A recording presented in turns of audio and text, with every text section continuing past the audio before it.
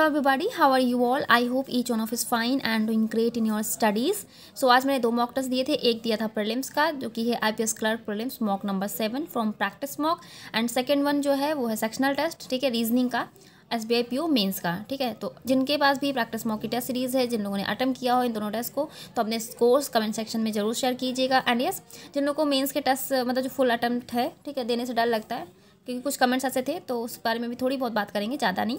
तो please video को पूरा ज़रूर देखिएगा, ठीक है, जिनके थोड़े बहुत से डाउट हैं मेंस को लेके। तो ये है मॉक नंबर 7।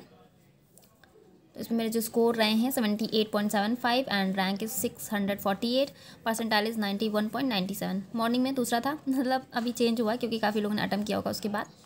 एंड जो इंग्लिश में मार्क्स रहे हैं 17.25, कॉन्ट सेक्शन में 30.5 एंड रीजनिंग में 31, ठीक है। कॉन्ट में 2 रॉन्ग हो गए क्वेश्चन, एंड इंग्लिश में 7, और बाकी जो रीजनिंग में 4 क्वेश्चन नहीं टिक कर पाई मैं, अदरवाइज मार्क्स बहुत अच्छे होते, ठीक है। जिन लोगों ने भी दिया होगा बताइएगा, आप लोगों के मार्क्स अच्छे ही होंगे, ठीक है, क्योंकि जिनकी कॉन्ट बहुत अच्छी है, रीजनिंग भी अच्छी है, तो दोनों में मिला के ऐसे ही आपका बन जाएगा 70, तो अच्छे मार्क्स आएंगे आप लोगों के, ठीक है।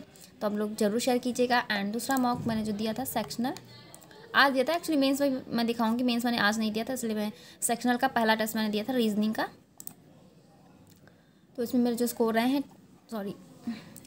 21.75 and rank is 242 and percentile is 92, ठीक है। तो अटेम्प्ट मैंने किए थे 21 क्वेश्चन, जिसमें से 4 रॉन्ग हो गए।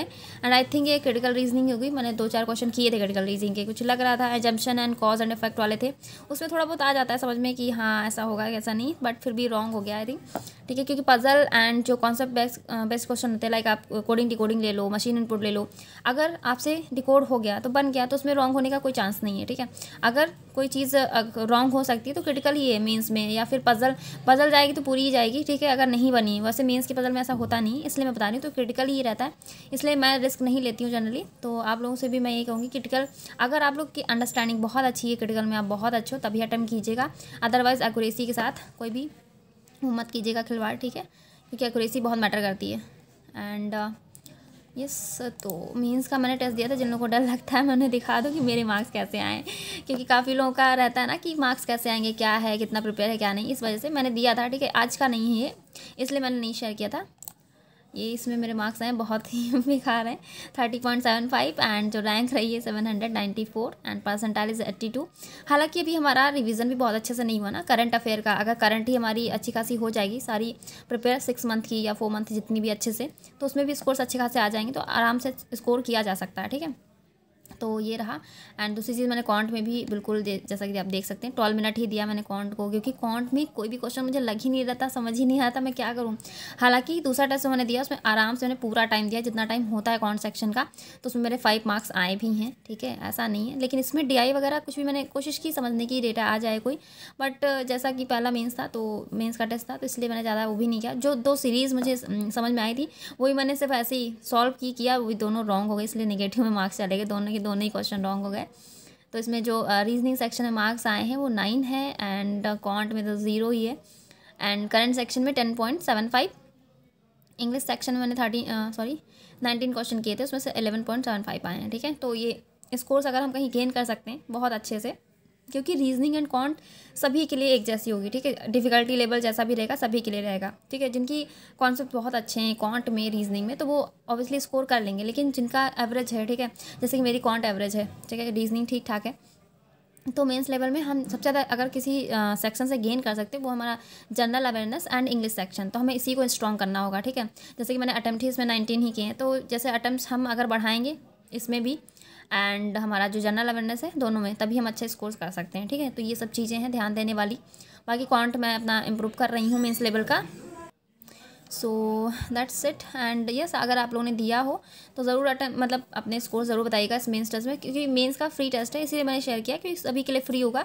तो जिन लोगों ने नहीं अटेम्प्ट किया तो ज़रूर अटेम्प्ट कीजिएगा 3 आवर्स तक, ठीक है। ये नहीं कि आपने कोई सेक्शन स्किप कर दिया, कुछ नहीं, जितना आपको आता है जनरल अवेयरनेस में, जितने आपने क्वेश्चन रिवाइज किए होंगे, जो भी है जैसा भी है, तो आप अटेम्प्ट जरूर कीजिएगा, ठीक है। जितने भी सेक्शन है हमारे 4, और कॉन्ट जिनकी बहुत अच्छी है तो ऑब्वियसली आपका स्कोर्स बहुत अच्छा आएगा, ठीक है।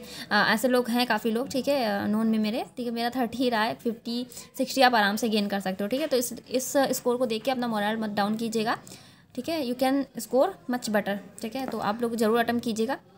जैसा कि आप देख सकते हैं एक्यूरेसी भी मतलब सब कुछ ख़राब है। नेक्स्ट टेस्ट में मतलब मैं बहुत अच्छे से इंप्रूव करने की कोशिश करूँगी। एंड अब मैं पूरा फुल मॉक नहीं दूंगी कुछ दिनों तक, क्योंकि जब तक जीए मैं अच्छे से रिवाइज़ नहीं कर लेती तब तक मैं नहीं अटेम्प्ट करूँगी। सेक्शनल दूंगी। कॉन्ट जैसे मेरा एवरेज है वीक है, तो कॉन्ट एंड रीजनिंग हो गया। इंग्लिश के लिए डेली प्रैक्टिस करनी है, तो इन तीनों सेक्शन पर अलग से sectional test. And general awareness के लिए डेली 3 to 4 आवर्स उसको अच्छे से कवर करना है। देन उसके बाद मेंस के टेस्ट होंगे, तो हो सकता हो स्कोर अच्छा आए तो हमें अच्छा भी लगेगा थोड़ा, ठीक है, तब मैं शेयर भी करूँगी। बाकी जो भी मैं सेक्शनल टेस्ट वगैरह देती रहूँगी मैं आप लोगों के साथ बताती रहूँगी। एंड अपनी भी जो लोग मेंस से प्रिपरेशन कर रहे हैं तो आप लोग भी ऐसे कर सकते हैं। लेकिन ऐसा मत कीजिएगा जिनकी मेंस के टेस्ट देने की हैबिट नहीं है, जिनका फर्स्ट टाइम मेंस है, तो ऐसा मत कीजिएगा कि जैसे कि लाइक होता है ना कि कुछ लोग बोल रहे थे कि नहीं दे पाएंगे इतनी देर, तो ठीक है वीकली आप जरूर टेस्ट दीजिए। अगर आप लोगों को लगता है पहले दे चुके हैं या आप इतने दिन से कर रहे थे प्रिपरेशन, करंट आपकी अच्छे से प्रिपेयर है, ठीक है, रिविज़न ही चल रहा है आपका, तो कीजिए, ठीक है, अच्छे से पूरा फुल टेस्ट अटेम्प्ट कीजिए। अदरवाइज़ आप सेक्शनल कर सकते हैं। गाइडली बंडल पीडीएफ है, उससे भी जिन लोगों के पास है आप वहाँ से पीडीएफ मेंस के क्वेश्चन सॉल्व कर सकते हैं, ठीक है। मेंस के सोर्स 2 ही हैं जो लोग काफ़ी लोग पूछते हैं। मेंस का एक मॉक हो गया, ठीक है, जो भी टेस्ट सीरीज़ आपके पास है, जो भी है सारी टेस्ट सीरीज़ अच्छी होती हैं अकॉर्डिंग टू मी। अब लोगों का अपना अपना रहता है पॉइंट ऑफ व्यू, ठीक है, कि वो भी अच्छा है, प्रैक्टिस मॉक अच्छा है ऑल। मेरे लिए सारी टेस्ट सीरीज़ अच्छी हैं, ठीक है। आपके पास जो भी है हम उस पर ट्रस्ट करिए, ठीक है, कि मेरे पास जो मैटर है, जो कलेक्शन है वो सबसे बेस्ट है, ठीक है। आपकी प्रैक्टिस में कोई कमी नहीं आनी चाहिए। क्वेश्चन का लेवल थोड़ा सा अप डाउन रहता है, बाकी क्वेश्चंस तो सेम ही रहेंगे ना, तो आपकी जितनी प्रैक्टिस होगी, मतलब चाहे जितना भी डिफिकल्ट क्वेश्चन है जो भी रहेगा, मेंस का हो चाहे प्री का हो, क्वेश्चंस तो सेम रहेंगे ना, थोड़ा सा लेवल बस उनका डिफरेंट रहेगा, मॉडरेट, इजी या डिफिकल्ट, ठीक है। क्वेश्चंस तो सेम रहने वाले ना, तो आपके कॉन्सेप्ट उसी से बिल्डअप होंगे, आपकी हैबिट भी उसी से बनेगी, आपकी स्पीड भी उसी से बनेगी। तो जो भी टेस्ट सीरीज़ आपके पास है बस उस पर फेथ रखिए कि हाँ जो मेरे पास मैटर है बेस्ट है, मैं उसी से मुझे प्रैक्टिस करनी है। किसी के कहने पर मत जाइए कि नहीं ये टेस्ट अच्छा नहीं होता है, ऐसा कुछ नहीं है, ठीक है। मेरा अपना पॉइंट ऑफ व्यू है, ठीक है। यहाँ पे काफ़ी लोग आर्ग्यू भी कर सकते हैं कि ऐसा नहीं वैसा है, बट मेरा ये है क्योंकि मैं अभी का ये सब चल रहा है, जब मैं स्टार्टिंग से मैंने प्रिपरेशन की है, मैंने किसी टेस्ट सीरीज़ को किसी के कहने से कुछ नहीं, जो मेरे पास रहता था कंटेंट मैंने उसी से किया है प्रैक्टिस, और उसी से मैंने सारे एग्ज़ाम भी प्रीलिम से जो भी क्वालिफाई हुए हैं किए हैं मैंने, ठीक है। तो ऐसा नहीं है, ठीक है, आप लोग अपने हिसाब से प्रैक्टिस कीजिए, बस प्रैक्टिस आपकी होनी चाहिए, ठीक है। तो जिन लोगों ने ये टेस्ट दिया हो, नहीं दिया तो ज़रूर अटेम्प्ट कीजिएगा पूरे पेशेंस के साथ अच्छे से। एंड सिलेक्शन ऑफ क्वेश्चंस बहुत मैटर करता है मेंस में, तो रीजनिंग में अच्छे से क्वेश्चन सेलेक्ट कीजिएगा, पजल मत उठाइएगा सबसे पहले कि पजल लेके बैठ गए। छोटे छोटे क्वेश्चंस कीजिएगा, जैसे बहुत सारे कोडिंग डिकोडिंग क्वेश्चंस हो गए, मशीन इनपुट अगर आपका अच्छा है, और क्या बोलते हैं डेटा सफिशेंसी में, रीजनिंग में कर सकते हैं आप इजीली, अगर क्योंकि उसमें आपके सेंटेंसेस ही होंगे, फॉर्म करना होगा, आपको बनाना होगा, इस तरह क्वेश्चन आप कर सकते हैं। बाकी आप रो वाले क्वेश्चन कर सकते हैं या किसी तरह का मतलब है क्वेश्चंस, ठीक है, मुझे अभी याद नहीं आ रहा क्योंकि काफ़ी टाइम पहले मैंने टेस्ट दिया था। तो छोटे छोटे क्वेश्चंस देखिएगा जो नए पैटर्न के हैं उस तरह बनाने की कोशिश कीजिएगा, पजल पे मत तुरंत जम कर लीजिएगा, ठीक है, मेंस में। एंड डीआई का भी डेटा इंटरप्रिटेशन में भी यही है, छोटे छोटे क्वेश्चन मतलब बहुत ही कम मिलेंगे, वैसे तो मुश्किल ये सारी डीआई ही होंगी, उसमें से अगर आपसे एक डीआई भी बन जाती है तो मोर देन एनफ है, ठीक है। अगर आप पूरा टाइम देना है किसी उनमें से एक डीआई चूज़ कर लीजिएगा जो आपको लगता है कि आपसे बन जाएगी, उसे बनाने में अपना टाइम दीजिएगा। अगर बन जाती है तो 5 मार्क्स, अगर 5 क्वेश्चन ही होंगे, बन जाती है तो अच्छे खासे आपके मार्क्स आ जाएंगे। बाकी 2-3 सीरीज़ होंगी तो भी हो जाएंगी, तो अच्छा खासा आप गेन कर सकते हो, ठीक है। बाकी जनरल अवेयरनेस एंड इंग्लिश में क्या बताना है वो तो आप पे डिपेंड करता है, जितने आपको क्वेश्चन आ रहे हैं बस उतने ही कीजिएगा, ठीक है। बस इतना ही बताना था मुझे, ओके। एंड जिन लोगों का कल IPS PO का एग्ज़ाम है उनको मेरी तरफ से wish you all the best. Panic मत होइएगा, नर्वस मत होइएगा, अच्छे से एग्ज़ाम दीजिएगा, ठीक है। एंड एक छोटा सा सजेशन ही समझ लीजिए, किसी भी क्वेश्चन में अगर आपको नहीं आ रहा, अगर आप स्टक कर गए हो तो प्लीज़ उसके पीछे मत पड़ जाइएगा, उसको वहीं पे जस्ट स्किप कर दीजिएगा। आगे बहुत सारे क्वेश्चंस होंगे करने के लिए, क्योंकि ये गलती सभी ने की है, मतलब मोस्ट ऑफ दी कैंडिडेट्स ने की है, मुझसे भी हो गई है, ठीक है। जैसे कि केसलेट मुझसे नहीं हो पाई थी, इसलिए मैं बस अपना पर्सनल व्यू बता रही हूँ आपको, पर्सनल ओपिनियन है मेरा। कोई भी डीआई कोई भी पजल आप स्टक कर जाते हो तो उसको बस वहीं पे छोड़ दीजिएगा, दोबारा आपको कुछ देखने की ज़रूरत नहीं, रिव्यू करने की ज़रूरत नहीं है, ठीक है। जितना करना है जैसे भी करना, आगे बहुत सारे क्वेश्चन होंगे, एक क्वेश्चन अगर नहीं बन पा रहा तो उसके पीछे आपको अपना टाइम वेस्ट करने की ज़रूरत नहीं है। ये क्वांट एंड रीजनिंग की बात मैं कर रही हूँ, ठीक है। इसलिए अगर ना हो सके तो आप डीआई वगैरह पहले नहीं, जो छोटे छोटे क्वेश्चन होंगे अगर आता है तो ठीक है, कुछ कह नहीं सकते कैसा पेपर रहेगा, ठीक है। तो छोटे छोटे क्वेश्चन उठाइएगा, मिसलेनियस पार्ट उठाइएगा रीजनिंग सेक्शन का, जैसे सिलोगिज्म अगर आता है तो, इनइक्वालिटी अगर आता है तो, जम्बर्ड फॉर्म के क्वेश्चंस मेरे शिफ्ट में नहीं था इसलिए मैं नहीं कह सकती हूँ आएगा कि नहीं आएगा। तो इस तरह क्वेश्चन उठाइएगा, छोटी छोटी पजल्स होंगी, ऑर्डर रैंक बेस्ड होंगी, वेट वेस्ट होंगी, तो वो उस तरह की कीजिएगा, ठीक है। इस तरह के क्वेश्चन उठाइएगा, ब्लड रेशन हो गया, डायरेक्शन डिस्टेंस हो गया, ठीक है। पजल में सबसे ईजिएस्ट पजल जो आपको लगे उसको कीजिएगा। एंड डीआई में कौन सेक्शन में अगर आता है तो, बाकी पता तो नहीं है क्योंकि मेरे में नहीं था। सीरीज़ भी हो सकता है आपके में, एक क्वेश्चन वाले क्वेश्चन भी हो सकते हैं, इनमें से कुछ एक ना एक होगा तो उठाइएगा एंड उसके बाद DI कीजिएगा, जो आपको 3 DI में से जो आपको लगे ईजी है।